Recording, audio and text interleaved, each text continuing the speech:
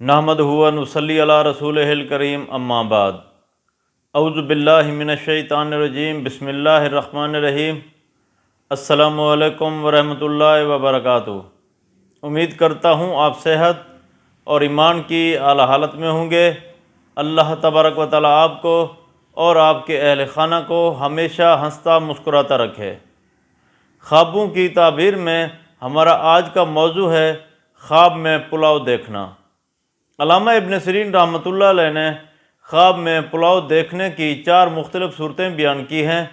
ہر صورت کی الگ الگ تعبیر بیان کی ہے۔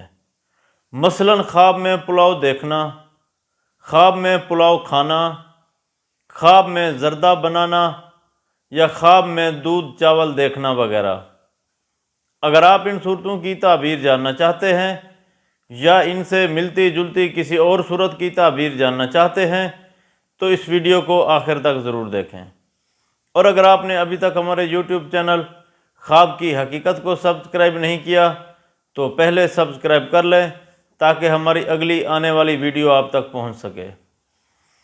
علامہ ابن سیرین رحمۃ اللہ علیہ نے فرمایا ہے کہ اگر کوئی شخص خواب میں دیکھے کہ اس نے خواب میں پلاؤ کھایا ہے تو اس خواب کی تعبیر یہ ہے کہ خواب میں پلاؤ کھانا بہتری کی علامت ہے، خیر اور نیکی پہنچے گی۔ اگر کوئی شخص خواب میں دیکھے کہ اس نے خواب میں پلاؤ دیکھا ہے تو اس خواب کی تعبیر یہ ہے کہ خواب دیکھنے والے شخص کو خوشی اور مسرت حاصل ہوگی، دین میں کامل ہوگا۔ اگر کوئی شخص خواب میں دیکھے کہ اس نے خواب میں دودھ چاول کھایا ہے تو اس خواب کی تعبیر یہ ہے کہ خواب دیکھنے والے شخص کے لیے یہ خواب نہایت ہی برتر ہے۔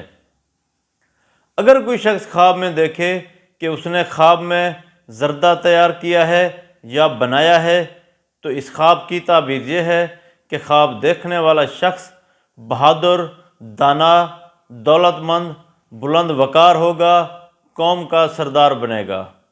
اللہ تبارک و تعالیٰ سے دعا ہے کہ اللہ تبارک و تعالیٰ ہمارے خوابوں کو ہمارے لیے باعث رحمت اور باعث برکت بنائے۔